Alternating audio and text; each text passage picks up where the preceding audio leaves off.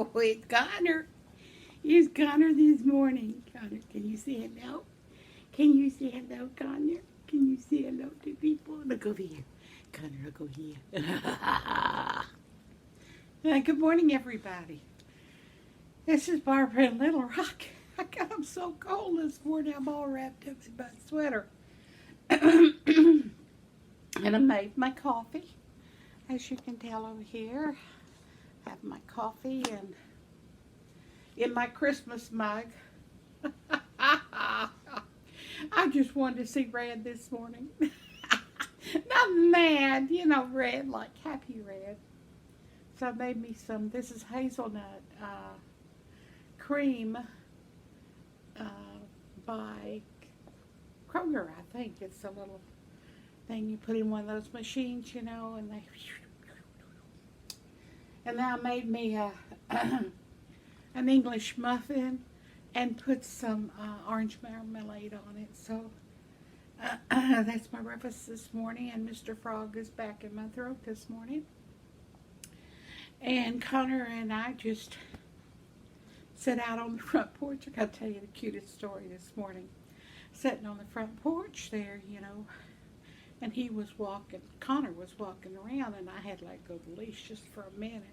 And he wrapped himself around one of the flower pots. Connor did. So instead of me getting up and unwrapping him, you know how they are on a long lead, and they tie him, they walk around in circles, I think. So anyway, one of the neighbors came by, and he saw what was going on. So he went over and picked up the leaves and was unwrapping Connor, and he was walking around the flower pot. Well, everywhere he was walking, Connor was right behind him, and he realized he was walking in a circle, and he wasn't getting him untied, and I thought I was going to die. It was so funny. You had to be there, but it was just so, because he was trying real hard to get Connor unwound. But Connor was just trying to follow him, If you got my leash, then I'll follow you. Oh, I know it was delightful this morning. I don't know if y'all saw the post I put on Facebook, but and it was about, how we take ourselves so serious when we're crocheting, as crocheters do. And how we're thinking all these sweet thoughts about well, it's something like this, if you haven't read it.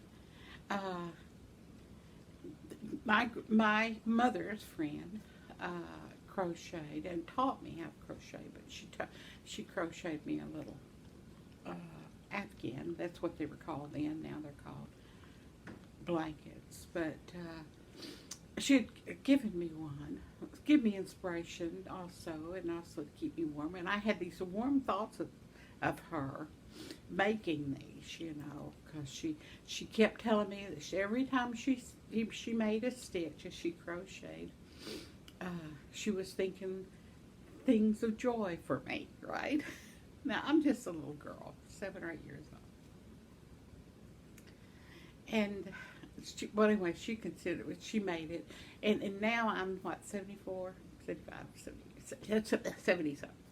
And still, I think of that crochet blanket, no matter how worn it is, no matter how old it is, and what ugly colors it is now. Orange and brown, and I don't know. Anyway, so I said, oh, well, I crocheted a little Afghan blanket, or a little blanket for my granddaughter. And I had to pick out a color, and I was thinking, she's like a rose. And so I put all this thought in it, and I said, yes, I'll have to get a rose color to make the little blanket out of. And all these little things, and as I'm going through, and I was thinking, oh, give her blessings of joy, give her blessings of kindness, and blessings of wisdom, all those things. And then you start imagining, there she is, and she's looking for her blankie, and she finds it and she covers herself up, and then you imagine her being on her little pillow with her little leg. Now those are the visions of what I think in crocheting this. Well, a friend was telling me, we were talking about, people appreciating things that are handmade, and people who just have no idea, have never made anything by hand. And she was saying, yes, she says, I made a Afghan for my granddaughter, Minnie, and I was so proud of it, and I did the same thing, she said. And she was just so happy to give it to her, And she said after a while, a couple of years later or something like that, she went back to the house for a carport sale they were having.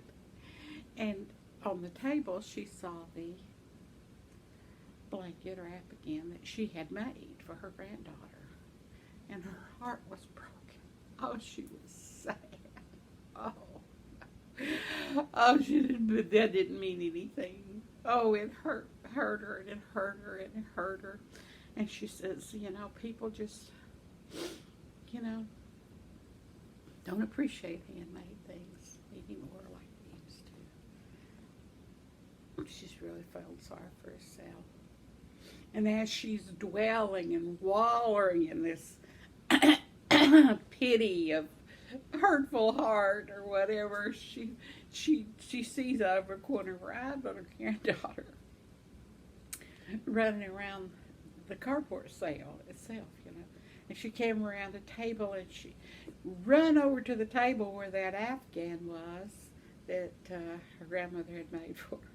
And she grabbed it up. She says, my blankie. And run off where the lady's going, oh, she didn't mean anything. She was just over here grieving up a storm. It really goes to prove that our minds can control so much of what we do, how we feel. Your mind can just see something and it may not be exactly what you're seeing. I don't know if I'm explaining this very well, but it's like, I don't know, you see something and it's not what you see, and therefore your mind takes that information, wallers it around, and creates this image or this situation that makes you sad. And we do it to ourselves more than we realize. And I think it's really important in our lives to remember to think good thoughts of people, in fact. Good thoughts of people, good thoughts of things to be, good thoughts of a new day. Just a good thought just to keep your whole being happy. Now, you can't always be happy. I realize that. Things do happen. You do get hurt. People say things. But I don't know if that is just what we have to go through to become a kinder person. But I do know that the mind does control a great deal about how we feel. Okay, enough about that today. If you want to read it, it's on my Facebook. Anyway, I want to show you, I think I've shown you already, my completed hat and my completed crochet scarf. Now, the only thing that's special about this is I was experimenting with different kinds of stitches. And, I get my stitches from different places, Triple C, but mainly from Creative Grandma. I love her stuff. The way she explains it, I can understand. Now, you have to find someone on YouTube that explains things that you can't understand. Not necessarily, oh, that's the cutest pattern. No, you have to learn from whoever's instructing you. Okay, With basically, these are two different patterns. I mean, I just made the regular, you know, stitch on this one. It's nothing very special. It's just a stitch. But, you know, it looks real cute on though. See? Put your little hat on, and then you put your little scarf on like this. What do you think, Connor? Ooh, ooh, ooh, ooh. Ooh, ooh, ooh, ooh. He thinks I'm crazy. Anyway. That's one. That makes, so far, 3 sets of gloves and mittens. I mean, gloves. No, mittens and knit hats. And now, I'm going to show you something. Look at this. Oh, I'm behind here. Look at that. 437 yards in one ball. And it's beautiful. And it's really, really soft. I don't know if you could, oh, it's so soft. This is, I ordered it off Amazon, and it says, I want to make a blankie. I want to make a blankie, is what it is. And they have it in, I think 6 different colors, maybe 7. And this was the blue mix, but they have one that is baby colors. I think pink and baby blue and yellow and white, maybe all in one. Then they have an off-white one or a white one. I'm thinking I'm going to order that because, you know, I like that color, the light colors. And then they have a beautiful pearl gray color. And it's so soft. Now, I'm using a size 9 hook with this. And you pull in from the center. You can see where I've made it in. And I put it in a basket. So I just pull it right from the center like this. And so I had my, you know, my magic little crochet hook that I put my little crochet flowers on the handle of it so I can find it. You know, if I put it in there, I can't find that needle. So this helps me, the hook. So that's how I can. And I'm just doing the same thing I did on the hat, same stitch as I did on the hat, where you just take double crochet back and forth, catching the back stitch, okay? And out of this ball, it says that you can knit, I'll try to put the information on, but it's like you can knit out of this ball a 46 by, I can't remember the measurements, but it's 46, 33, something like that. Or you could crochet and it would be 33 by 33 square. Well, my daughter came over and I was Sunday morning and I was working on this. I showed her to her. And she said, "Oh, Mom, oh, it's so soft." And she said the one that I'd made her, I don't know how many, of different colors to go with her home. And she says, well, you know, the yarn, and I use lime brown yarn, and that's been 15 years ago, maybe, yeah, something like that. But she says, they're not as soft as they used to be. They used to be real soft when I first made them. But she says, this is lovely. She says, I want one, but I want black, red, and gray, pearl gray. So I've been looking for colors to see if they have that combination. Anyway, I'm on that hunt. But anyway, so this is how it looks. Soft, soft, soft. I'm telling you, this is so cuddly warm. And this is just a repetitive double crochet. The pattern on there called for